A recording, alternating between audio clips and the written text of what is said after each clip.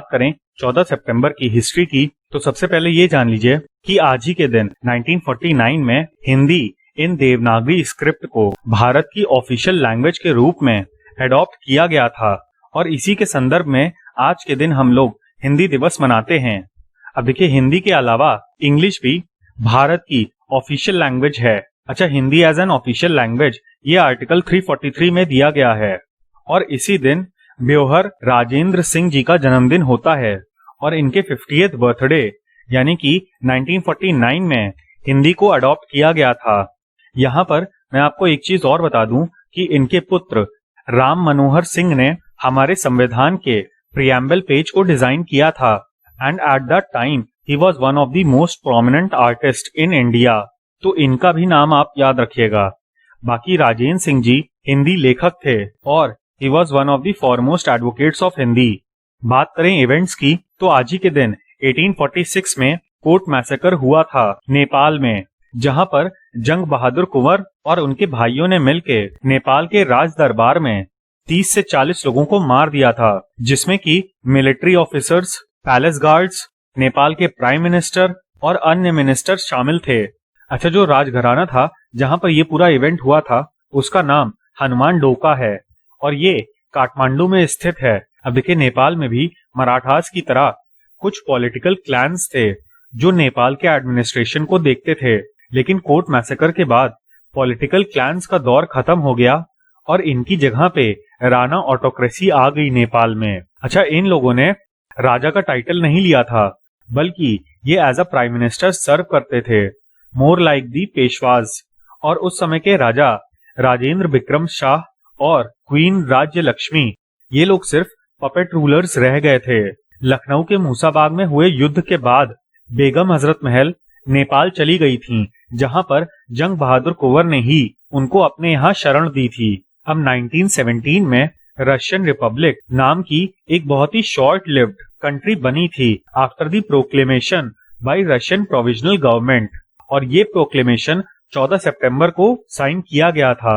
अब देखिए, ये जो सिचुएशन थी ये काफी समय से चली आ रही थी, क्योंकि रशिया में जनता वहां के राजा जार्स के खिलाफ हो गई थी और उस समय पर मार्क्सिस्ट रेवोल्यूशनरीज, जिनको बोल्शेविक कहते थे, उन्होंने रशियन रिपब्लिक नाम यूज किया था और ये सब कुछ बोल्शेविक्स ने लेनिन की लीडरशिप में किया था। अब देखिए, वेरियस कारण थे रशिया के राजा की पावर्स कम होने के, बट उस समय पर इमीडिएट कॉज वर्ल्ड वॉर 1 था। रशिया के लास्ट जार निकोलस II ने वर्ल्ड वॉर 1 में एंट्री करी और अगस्त 1914 में जर्मनी पे आक्रमण कर दिया और उनकी ईस्ट प्रशियन टेरिटरी को ऑक्यूपाई कर लिया। लेकिन इसके जवाब में जर्मन्स ने बाल्टिक सी और ब्लैक सी के आसपास का एरिया कब्जा कर लिया ऑटोमन्स के साथ मिलके। ऑटोमन्स यानी कि टर्की के राजा। अब इन दोनों एरियाज पे कब्जा होने के बाद रशिया पूरी तरीके से बाकी यूरोप से कट गया, जिसकी वजह से ना तो वो एक्सपोर्ट कर पा रहे थे और ना ही इंपोर्ट कर पा रहे थे।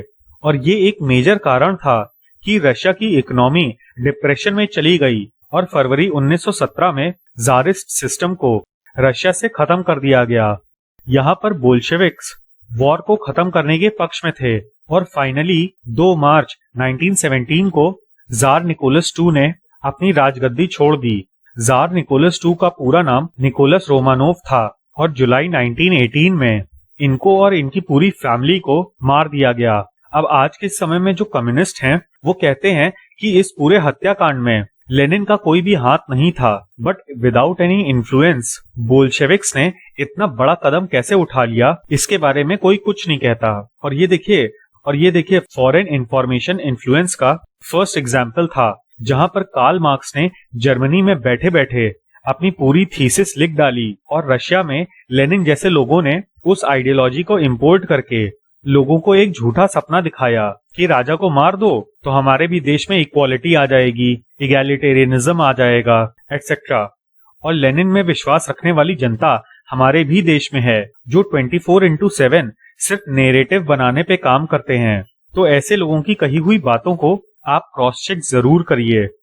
1959 में आज ही के दिन सोवियत यूनियन का छठा मून मिशन ल्यूना 2 चंद्रमा की सतह को छूने वाला पहला स्पेसक्राफ्ट बना and also it was the first human made object जिसने धरती के अलावा किसी और सेलेस्टियल बॉडी को छुआ था। 14 सितंबर को इसने क्रैश लैंडिंग की थी और जस्ट 2 दिन पहले यानी कि 12 सितंबर 1959 को ल्यूना 2 को लॉन्च किया गया था। इसके अलावा 1965 में ओपेक का फॉर्मेशन हुआ था। ओपेक यानी कि organization of petroleum exporting countries.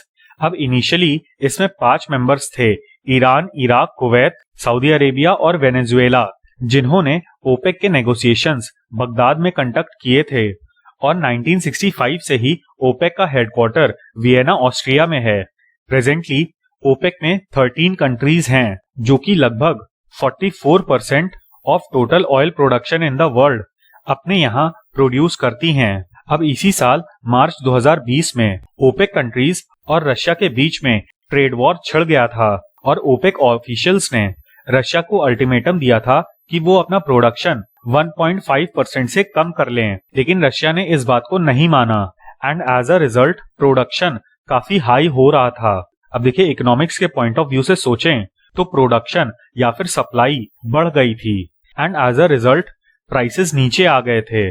Normal circumstances में डिमांड को ऊपर जाना चाहिए था, बट ड्यू टू पैंडेमिक कई सारी कंट्रीज में लॉकडाउन था, जिसकी वजह से डिमांड भी नीचे जा रही थी। ऐसे में जितनी भी ऑयल प्रोड्यूसिंग कंट्रीज हैं उनको काफी घाटा हो रहा था और इसी वजह से एक ही महीने बाद यानी कि अप्रैल 2020 में इन लोगों ने आपस में नेगोशिएशन करके अग्रीमेंट कर लिया कि ऑयल प्रोडक्शन कट्स जो हैं उनको हम जुलाई तक एक्सटेंड कर देंगे। एज अ रिजल्ट ऑयल का प्रोडक्शन कम हो गया और इवेंचुअली जो ऑयल के प्राइसेस बहुत ही कम हो गए थे वो फिर से ऊपर आ गए। अब ओपेक जिस तरीके से मैनेज होता है, इसी की वजह से कुछ लोगों का कहना है कि OPEC is a cartel. Cartel शब्द जनरली ड्रग स्मगलिंग गैंग्स के लिए यूज होता है और सिर्फ यही नहीं, ओपेक की मेंबरशिप की रिक्वायरमेंट्स भी काफी हाई हैं। मतलब मिनिमम प्रोडक्शन का एक टारगेट तो रहता ही है, उसके अलावा एक मिनिमम अमाउंट हर साल सबमिट करना पड़ता है, जिसकी वजह से इक्वाडोर और इंडोनेशिया जैसी छोटी कंट्रीज ओपेक में आती जाती रहती हैं। इसके अलावा कतर ने भी जनवरी 2019 में ओपेक को छोड़ दिया था, जबकि it was one of the oldest member जिसने 1961 में ओपेक को ज्वाइन किया था। अब ऑफिशियल स्टेटमेंट तो यही आया था कि कतर अब लिक्विफाइड नेचुरल गैस के एक्सट्रैक्शन पे कॉन्सेंट्रेट करेगा, जिसका कि वो लार्जेस्ट एक्सपोर्टर है पूरी दुनिया में। लेकिन असल में बात यही थी कि कतर और बाकी की अरब कंट्रीज के बीच में डिप्लोमेटिक रिलेशंस काफी ज्यादा खराब हो गए थे। अब देखिए, ओपेक कंट्रीज की मोनोपोली को चैलेंज करने के लिए एक ओपेक प्लस नाम का कार्टेल बना है under the leadership of Russia, जो कि 2016 से ग्लोबल क्रूड ऑयल प्राइसेस को फिक्स करने के लिए कोऑपरेट करता है विद द ओपेक कंट्रीज। इस ग्रुप में रशिया के अलावा ये सारी कंट्रीज हैं। 1984 में आज ही के दिन जोसेफ विलियम किटिंगर ने अकेले ही अटलांटिक महासागर को पार किया था इन अ गैस बैलून। इसके पहले गैस बैलून में लोगों ने अटलांटिक ओशन को पार तो किया था, बट किसी ने भी अकेले इस चीज की हिम्मत नहीं की थी। इसके अलावा he was the first man to witness the curvature of the earth, यानी कि धरती का जो कर्व है जो कि पूरा होके एक स्फीयर बनाता है, उसको इन्होंने अपने बलून से ही ऑब्जर्व किया था। इस पूरी जर्नी में इनको 4 दिन लगे थे और इनके बलून का नाम बलून ऑफ पीस था। 2015 में पहली बार ग्रेविटेशनल वेव्स को ऑब्जर्व किया गया था, लेकिन इसका अनाउंसमेंट 11 फरवरी 2016 को लीगो और वर्गो के द्वारा किया गया।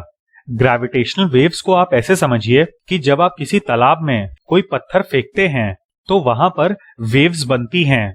ऐसे में जो पत्थर का मास होता है और उसका एक्सेलरेशन होता है, उसी के हिसाब से पानी में वेव्स बनती हैं।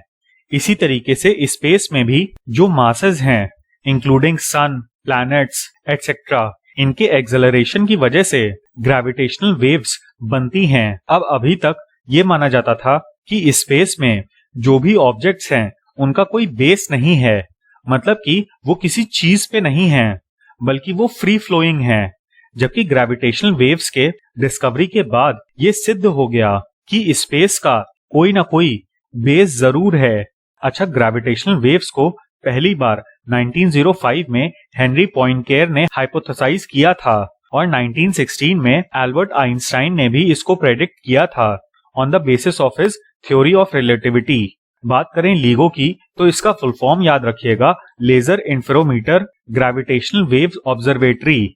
ये ग्रेविटेशनल वेव्स को ही डिटेक्ट करने के लिए बनाया गया था और ये बहुत ही वास्ट एरिया में स्थित है। इसकी टोटल 3 आर्म्स हैं जो कि मिल के LIGO सिस्टम को बनाती हैं। LIGO ने 23 अगस्त 2002 को काम करना शुरू कर दिया था।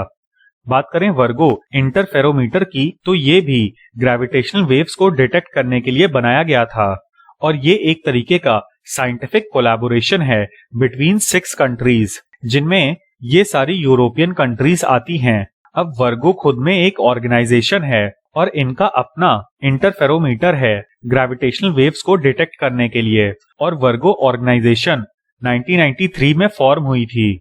आज के दिन 1774 में लॉर्ड विलियम बेनेटिक का जन्म हुआ था, जो कि 1828 से 1835 तक भारत के गवर्नर जनरल रहे थे। इनको वेरियस सोशल और एजुकेशनल रिफॉर्म्स का जनक माना जाता है और इसमें जो चीज सबसे ज्यादा पूछी जाती है वो है एबॉलिशन ऑफ सती। इसके अलावा फीमेल इन्फेंटिसाइड और ह्यूमन सैक्रिफाइस को भी इन्होंने बैन करवा दिया था। इसके अलावा इंग्लिश एजुकेशन एक्ट 1835 इन्हीं के कार्यकाल में आया था, जिसमें इंग्लिश को मीडियम ऑफ इंस्ट्रक्शन बनाया गया था स्कूल्स एंड कॉलेजेस के लिए। कैलकाटा मेडिकल कॉलेज की भी स्थापना इन्होंने ही की थी और चार्टर एक्ट 1833, जिसको कि हम लोग सेंट हेलेना एक्ट के नाम से भी जानते हैं, वो भी इन्हीं के कार्यकाल में आया था, जिसके तहत यूरोपियन पावर्स में ईस्ट इंडिया कंपनी की मोनोपोली या फिर हम कहें ट्रेड के क्षेत्र में एक छत्र राज्य खत्म हो गया था।